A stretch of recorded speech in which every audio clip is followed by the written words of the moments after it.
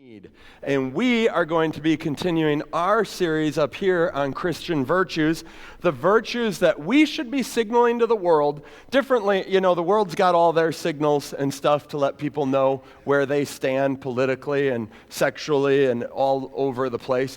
But as Christians, we have a whole different set of signals to the world that say, I follow Jesus. I commit my life to the way of Jesus.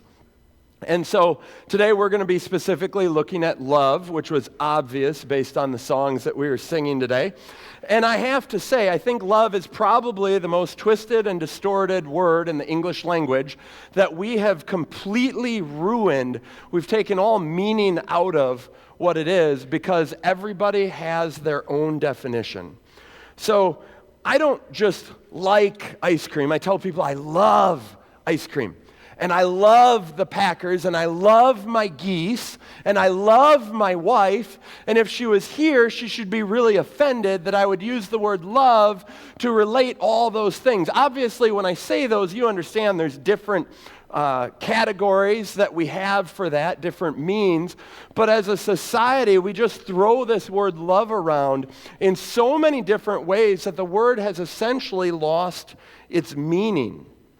For those of you in the dating world, you love your boyfriend or girlfriend until you don't, and the love just kind of ends.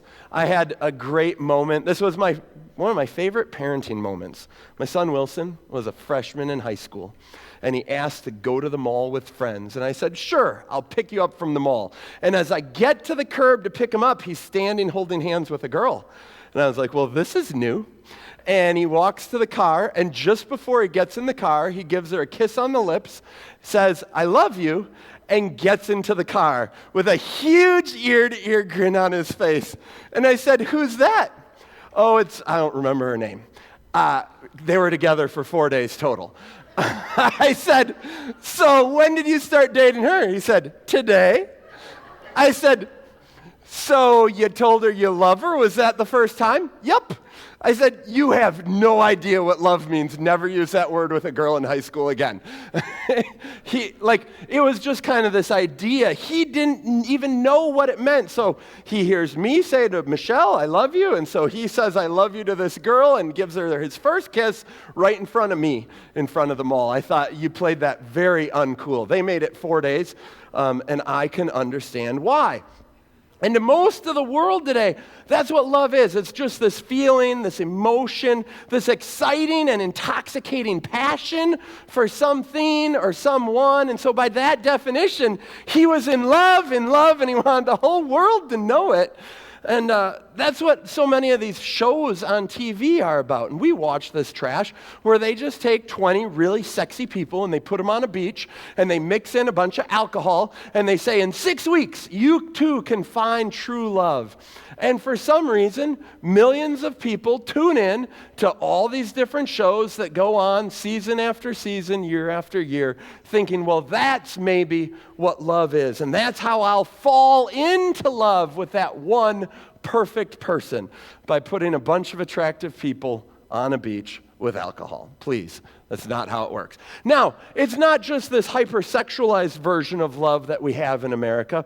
We make a mess of this word in all sorts of other ways too. In our parenting, for example, the world now says if you truly love your child, then you will give them everything that they want. And you'll put them in every activity that they want. And every hard thing that comes up in front of them, you'll help them through it, or you'll push them through it. Or if there's a consequence because a teacher says, hey, you did bad, you're going to call that teacher and say, how dare you punish my child? He's a great child. And so that's what the world says. That's how you love your child best. You make everything easy for them. And as a result, these kids have now reached adulthood, and they don't know how to adult because their parents have done it for them. But we thought that's what love had to be, doing everything on their behalf. That's not love. That's made a mess of their growing up experience. Another distortion of love can be found in the popular slogan, and it's a virtue signal, love is love. You guys have heard that? Love is love. What that basically means is, who are you to say or define who or what or how I love. So if I want to love a hippopotamus, then I can love a hippopotamus. And that's just between me and that beautiful animal.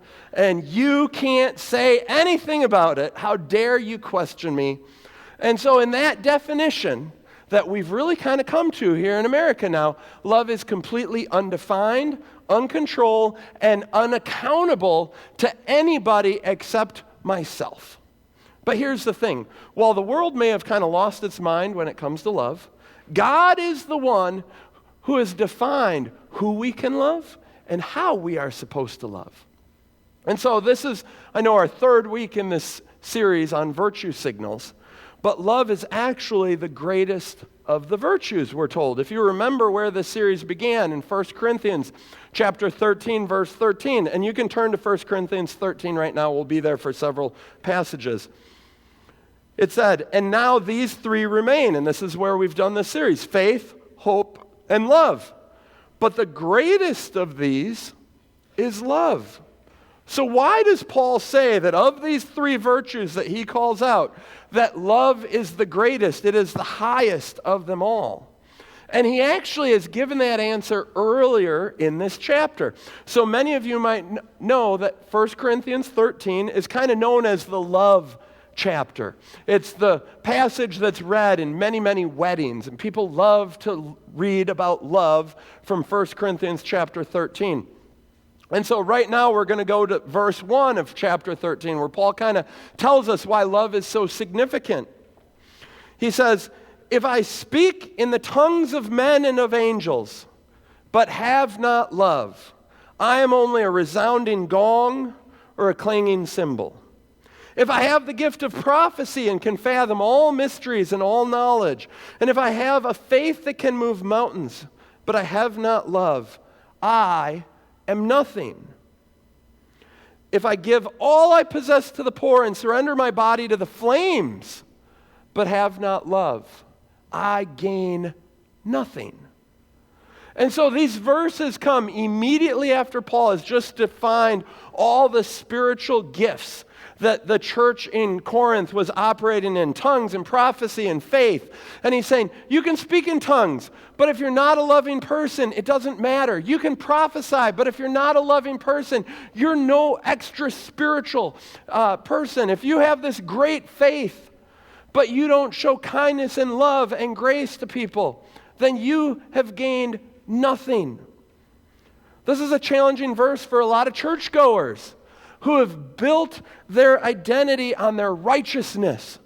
I go to church every Sunday morning and Sunday night and Wednesday night, and I memorize all my Bible verses, and I put money in the offering plate every single time that it is passed around, and I help people out, and I shine up my shoes for Sunday services. I put on my Sunday best.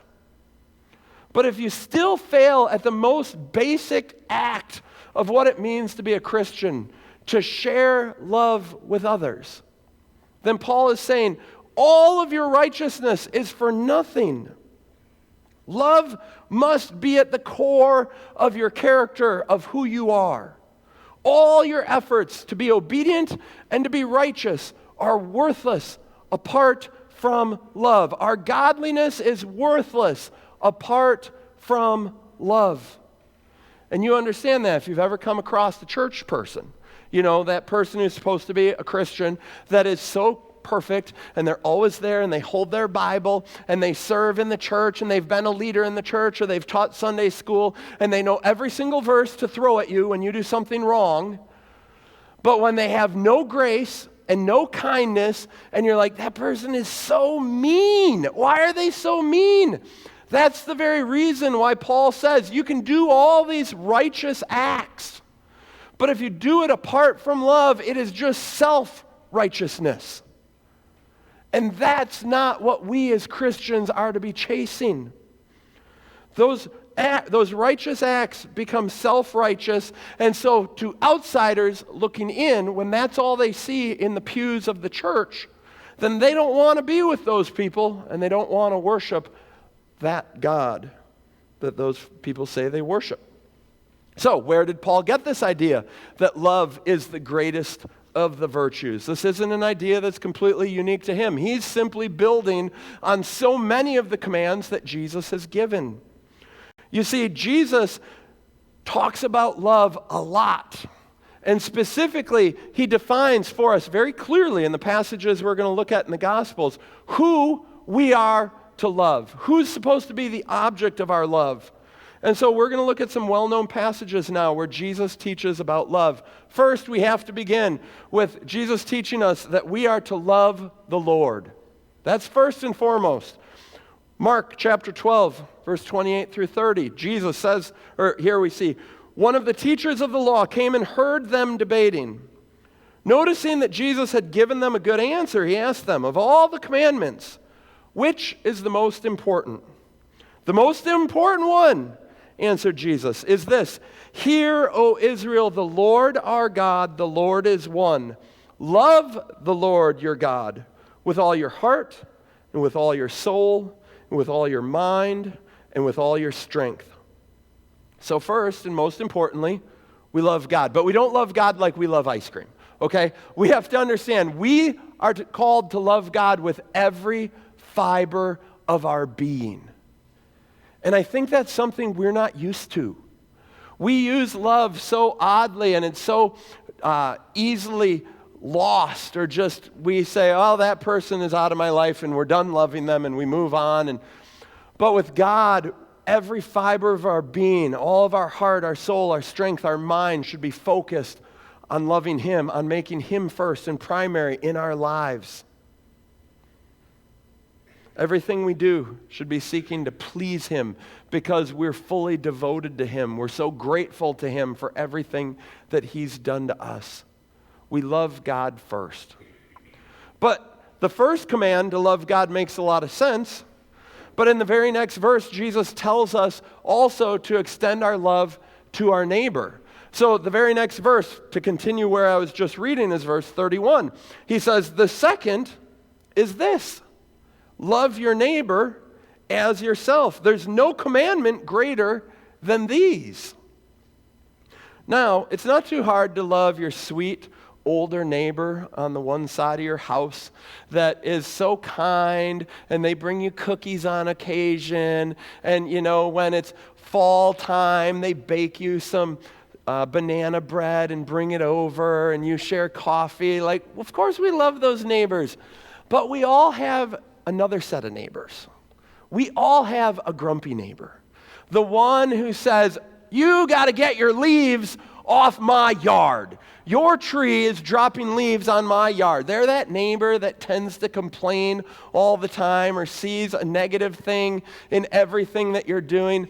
I had, at my last church, there was a family who actually, if their kids were playing a sport and the soccer ball went across the yard, they had to leave it. Because if they went onto the grass to get that soccer ball, they got yelled at. The ball was just gone, and it'd be thrown in the trash. That's their neighbor. And you hear that, and your jaws kind of drop. But Jesus says, you love your neighbor. And it doesn't matter if you like your neighbor. If your neighbor is your neighbor, if they're in proximity to you, then you need to show love to them. And to drive that point home, he gave us the parable of the prodigal son. Or, not the prodigal son, sorry, the parable of the Good Samaritan. With the Good Samaritan, the Jews hated the Samaritans. They saw them as half-breeds. They'd mixed with all the Assyrians, and so they're just they're terrible people. But Jesus tells the story of a man's beat up, robbed, and left for dead, and it's a Samaritan who comes through, sees him, and he's the one who cares for his wounds, bandages them up, and takes him to an inn to recover, who pays the bill. Would the Jew ever do that for the Samaritan? Probably not in that day. But Jesus is showing that's the kind of love that we're to have, even for those people that maybe aren't the easiest to love. Next, Jesus gives us another command. So it's not just God, our neighbor, but it's one another. And there's so many one another passages, and when we read all these times, Jesus says one another, he's referring to those within the family of faith. At that time he was saying it was to his disciples, to his followers, what would become the church. And there's a whole bunch of special commands for how we are to interact with one another within the church. He says in John chapter 13, verses 34 and 35, "A new command I give you, love one another. As I have loved you, so you must love one another. By this all men will know that you are my disciples, if you love one another." Pretty repetitive there. I think he's trying to make a point. How we treat each other within our church family should be observably different to the world all around. And so obviously we have to give more than just lip service to how we love each other within our family of faith. If all we do is greet each other and say, "Hey, good morning, great to see you," but that's it. And our actions towards one another never extends beyond just niceties in the church foyer, the world would never be able to recognize us by our love. So when Jesus says that should be our mark, that should be the signal to the world, our love, that needs to be something that's observable, that's tangible, that they can see we're taking care of our own in a way that the world doesn't. That's what it means to love one another. And finally, we're called to even love our enemies. Well, Jesus told us to love our neighbor. He knew that there's always a little carve-out exemption we make in our minds, but he doesn't mean those people. It couldn't be those awful, terrible, rude people who hate me and treat me so unfairly. But he doesn't skip over them either. In fact, he's very direct and succinct in making sure that we have no carve-out principle for exemptions of who we are to love. In Matthew 5:43, he begins, "You've heard that it is said, 'Love your neighbor.'" Obviously, he'd already had that teaching. "And hate your enemy." That's their own teaching. That's what the Jews were saying, the Pharisees. Love your neighbor, but you can hate your enemy. "But I tell you, love your enemies and pray for those who persecute you, that you may be children of your Father in heaven. If you love those who love you, what reward will you get? Are not even the tax collectors doing that?" I think Jesus makes a really good point here. He's saying, look, the world takes care of their own. The most evil people in their own little circle of evil, awful people, they take care of each other. If that's all you do, you're not any better than those who don't follow me. If you want to be different, if you want to be set apart, if you want to be seen as my disciples, do what nobody else is doing. And that is even loving those that you can't stand, those who make your life so hard. Your passive-aggressive boss who always makes your job harder than it needs to be. Or that kid who's bullying you at school, or maybe on social media and the group chat is always just making little side comments that are put downs. Maybe your sister-in-law who's always correcting your parenting. Maybe those who are politically different than you, that make you uncomfortable, that are all over social media talking about transgenderism or gay rights or Black Lives Matter or supporting illegal immigrants and letting everybody through. And I understand, like, those things we can have a difference of opinion on. Just because you love them doesn't mean that you condone what they believe. As Christians, we still stand for truth, and we're going to talk about that in a future week. But we have to figure out how we have a disposition of love even towards those that we completely disagree with. That's what we're called to do. The Jews were called to even love the Samaritans, to even love the Gentiles. And we have to be able to love those who seem so far from us, who disagree with us on so many different things, who treat us so poorly. But we have to figure that out. And I know loving the unlovable is really hard. Like, we can sit here and I've got people in my mind that I'm like, how do I love that person well and still keep a boundary? And I'm sure right now you have people in your mind that you're like, but Ryan, you don't know this person and what they've done to me. Fortunately, since love is a choice, and it's not just this idea or emotion that we can fall into or out of, we actually have a little bit more control over who we love and how we love.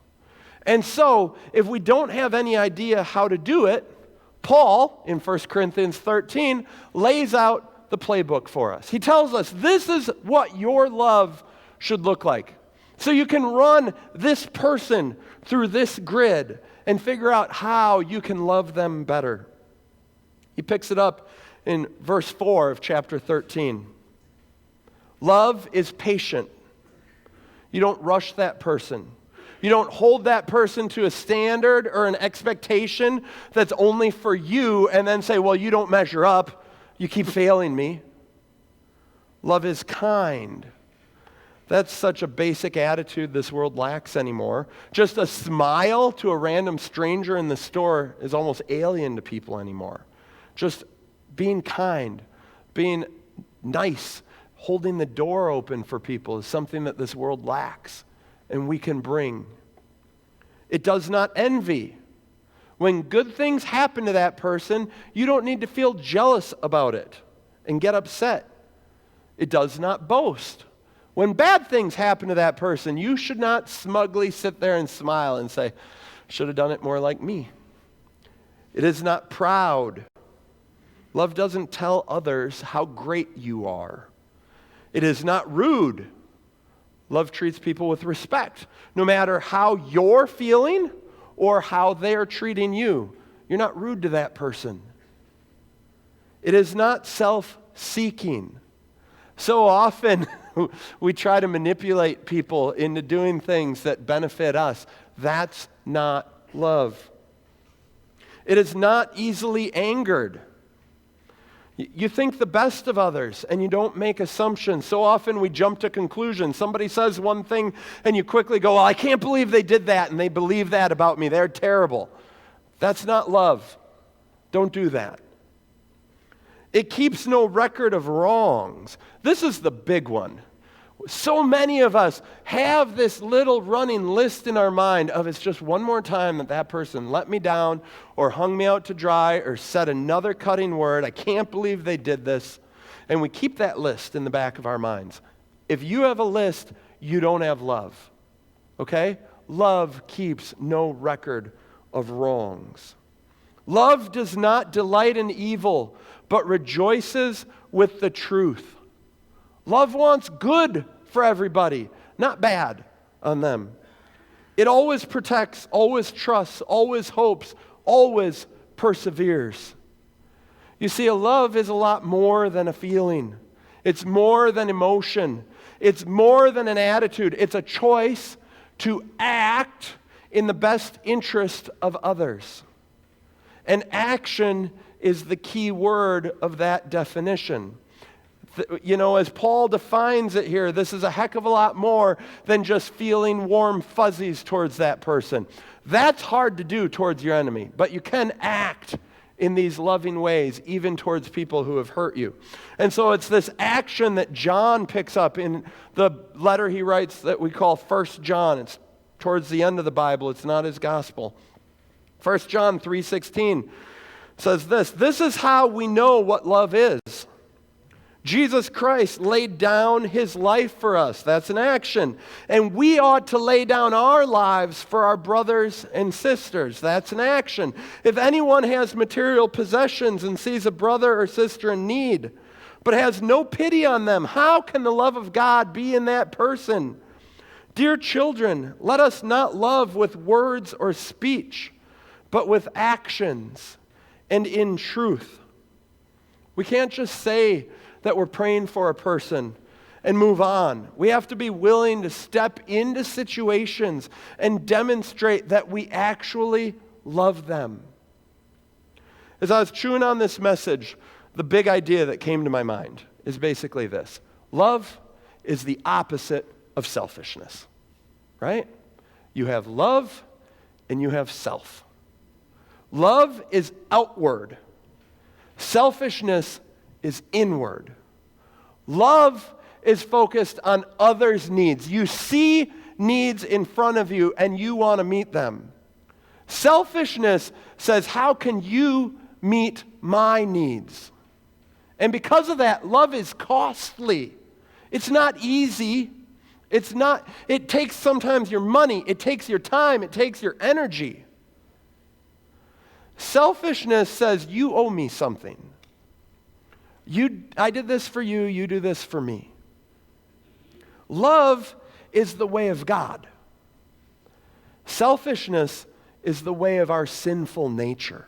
It's kind of our default when we're born. And unless we give our lives to Jesus, that's where our hearts always are. We can try to love people, and the world loves those who are their own and who they like for a season as long as it's easy. But the way of God is that we love people even when it's hard, in every season, in every circumstance, the exact same way that God loves us. Jesus commands us to love others. And the world tells us to love ourselves and do whatever feels right. So it shouldn't be any surprise that the world has got a full-out attack on love and the definition of love from a godly sense. It's trying to destroy what God has created for us, what God wants for us. And so it's made a mess of the definition, and it's allowed people to say, I love, but that love looks nothing like what Paul describes in 1 Corinthians 13. And sometimes we fall for it because, well, I deserve that. So with everything I've shared today, I think it's pretty clear for all of us that we need to continue in this virtue of love. We need to love God, love our neighbor, love one another, and even love our enemies. And we need to give this love more than lip service. We have to actually live it out through our actions. But here's the thing. It's so hard to muster up the energy to do that day in and day out, even with that person who just keeps picking. I just can't do it anymore. We don't have the willpower to make it happen on our own. That's what we all know. We've tried, right? Nod your head if you've tried in your own strength to love difficult people and you just got to the end of your rope. A few of you? Yeah. But we have good news, okay? We have a source that gives us love, right? Yes, first and foremost, we love God, but we have to also understand God loves us. And we have to tap into that source to love other people. As I was thinking about those times where I've had a really hard time loving others, it's typically when I'm dry and tired and worn out and I'm trying to love them on my own strength and I just give up. But when I'm in a really good place with God, when I'm praying and I'm reading the Bible and I'm connected with Him and I just feel the presence of God in my life day in and day out, when people do cutting things to me, it's so much easier to just be like, man, they're having a bad day. Forgive them, love them, don't keep a record of wrongs, move on.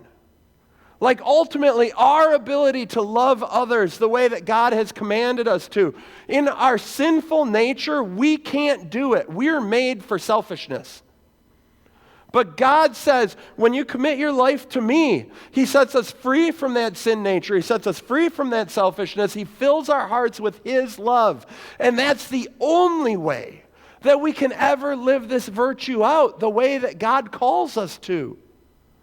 So we have to connect to Him. I don't want today's message to be this impossible bar for you, where I'm just setting you up for this aspirational goal that you can never attain. You can attain it, you just can't do it in your own strength and in your own willpower. You can only do it by saying, God, I need Thee every hour, because that's the only way I'm getting through this, through our connection with God. Here's the final verse I want to leave you with. 1 John 4:16. He writes, God is love. Whoever lives in love lives in God, and God in them. If you're struggling to love others well, don't focus on them. Focus on God. Remember all the ways that He's been patient with you. All the sins that He's forgiven you of, the record of wrong that He does not keep. All the times He's protected for you. He's cared for you. He's helped you when you were down. And allow that love to flow through you, even to those who are hard to love. Jesus warned us that as the last day approaches, the love of many would grow cold. And we see that all around us, don't we? We live in a world where love and kindness and generosity is failing. But we, as the church of Jesus Christ, the community of faith, we're called to be this beacon of light, to live counterculturally, to carry this virtue, this signal that the world is like, why are you doing that? Because Jesus calls us to do things differently. Sure, their love can grow cold, but ours needs to grow white hot. And the only way that happens is when we fall in love with Jesus and keep falling in love with Him. If we want to be godly people, if we want to be righteous, if we want to be like God or representatives of God to the world around us, then the most important virtue that we can demonstrate to the world is that of love. And it's not the messed up, twisted, distorted version that this world passes off as love. But it's truly laying down our lives, our preferences, doing the costly things, sometimes overlooking things that just make our skin crawl and go, I can't believe you said that or did that. But I'm still going to love you as a person and love you so much that I want to see your eternal destiny changed. That's what we're called to be. That is the virtue signal that Jesus told us would be the definition of who His followers are to the watching world. Would you bow your heads with me as we pray? Heavenly